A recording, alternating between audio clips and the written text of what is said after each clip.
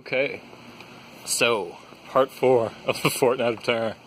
Sorry, my hair's all fucking a mess, and I am walking through a TJ Maxx parking lot at like 11 o'clock at night to film this because my work schedule's been fucking crazy, man. And I watched this movie before I went to work, and then I was at work and I couldn't fucking shoot anything, and then, on my way home. Why not? TJ Maxx parking lot. It's a dark and stormy night, as you can see, by the sweet, reflective surface of the parking lot. That's actually nice. I like those colors. But not for this. Not right now. This is super vlog style shit. We don't have room to get arty with this motherfucker. Anyway, there's a Little Caesars. But yeah, so before I went to work today, I watched yet another Valerian Borocek movie. Strange Case of Dr. Jekyll and Miss Ward, right? Holy shit. For a fourth installment of the Fortnight of Terror, this is some terrifying shit, for real. Like, there's a lot of stuff going on in this. For one thing, like, Udo Kier is in it. And so, that's gonna be a fucking good time. I'm gonna have to go out in the rain here, I think. Yeah, I'm out of storefront. Okay, here we go. Ooh, that's not bad.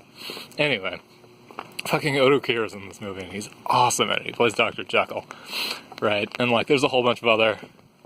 Scratching my nose there. There's a whole bunch of other, like, classic Euro sleaze, like, actors in here. I can't remember any of their names, and I can't look it up on IMDb at this point.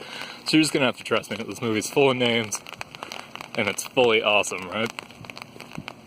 Because what it is, it's just, like, full-on, dirty, spooky, Valerian Borocek fucking take on, like, Dr. Jekyll and Mr. Hyde, right? Because, like, what it is Udo Kier's Dr. Jekyll, and he's getting engaged to his girlfriend. They're having this big party at his house, right? Nobody knows that he's Mr. Hyde, of course, right? And he's, like, fucking, like, running around doing a whole bunch of shit, and like, it starts out with, like, him, like, chasing, like, this, like, super young girl through the fog and just beating the shit out of her with, like, a fucking walking stick.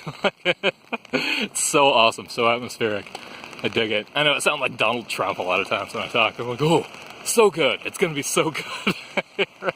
You don't even know how good this movie's gonna be. But yeah, so, like, and they go to this house party, and there's, like, a general there from, like, the fucking East India Company. I think, no, wait.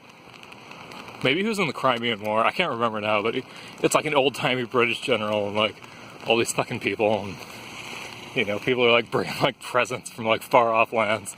The guy talking about, like, darts impregnated by Congolese pygmies with, like, some, like, paralytic dye, like, all this stuff. But, yeah, so he's doing his Dr. Jekyll shit, like, in this house, like, while this party's going on. He's, like, freaking out and doing all his experiments and getting real weird. So it's definitely a romp, and it's very, very filthy. It's, like, ridiculously filthy. Unless you don't have like-minded friends, I'd suggest you watch this fucking thing by yourself, because everyone's gonna think you're a pervert, right? And, like, hope nobody comes into the room. Because there's a ton of, like, the prime way Mr. Hyde kills people is, like, when he does this little Mr. Hyde thing, which requires, like, getting into a bathtub full of this weird water and, like, flipping around in there, and it's, like, the Mr. Hyde, like, formula or whatever, that turns him into a fucking monster, right? He, so he gets in this fucking, like, stuff and, like, flips around. There's definitely, like, baptismal imagery and shit going on, because, it's Roland, and he likes to do, like, no, it's not John Roland. I was just listening to a podcast about John Roland, so now that's in my brain. It's fucking Valerian Borocek, and, he likes to do, like, kind of weird, sort of, like, semi-Jesus-y thing, like, without, like, really going all the way with it, which is awesome. I dig that kind of stuff. But yeah, so he gets into this bathtub, and there's, like, scenes of him, like, flipping around in there, becoming a monster and shit like that. Super cool. I'm definitely outside a Wing City Grill. But, here we go. There's a little spooky street light that I can stand next to do the rest of my fucking thing. Oh wait, maybe not. I think there might be people there. Yeah, this is like what half the movie looks like. Honestly, the lighting's pretty much this. It's like one source. It's either flat light or one source that just like illuminates half of somebody's face, and it looks great.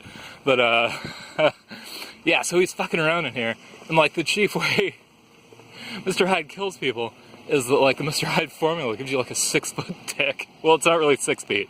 It's like long though. It gives you a long, strong, powerful dong. He's fucking, so he just like sits around and fucks people to death, and it's great. It's fucking horrible. He does a guy in the butt until he dies, and he does like a few other people. You know, he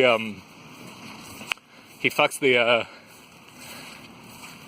he like ties the general guy up to a chair, and he fucks his daughter in front of him, the general guy's daughter.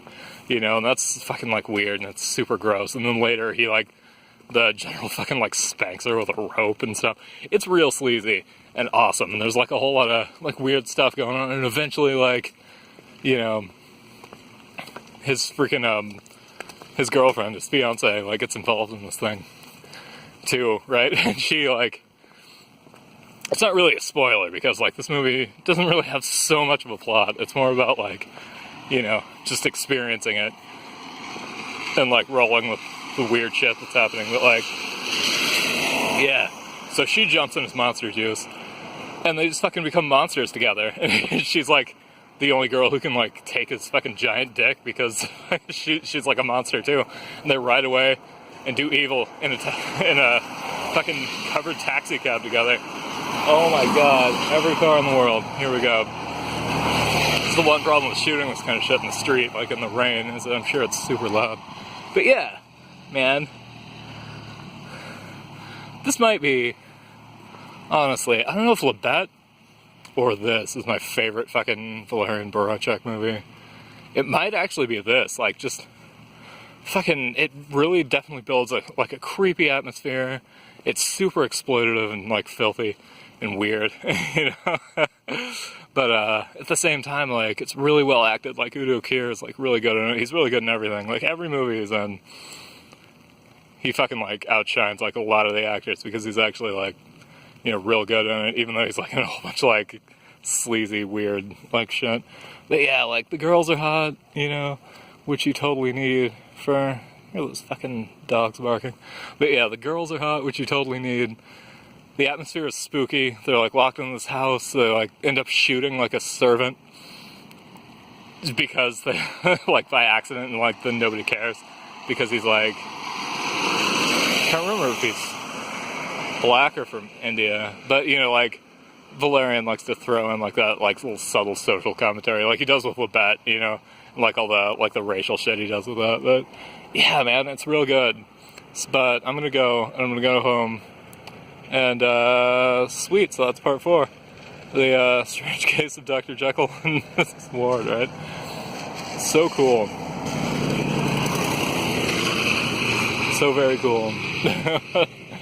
Man, yeah, I'm really starting to get to love Boracek. I recently found out how to, that I was pronouncing his name right. Except I was saying Valerian instead of Valerian, but I guess it's Valerian. But, from this one podcast that's awesome that I've been listening to like all day. They talk about like sleazy European shit as well. It's called Daughters of Darkness. Fucking rad, man. You guys should check that out. So that's my little pitch to my 25 fucking loyal fans. Anyway, so I am done.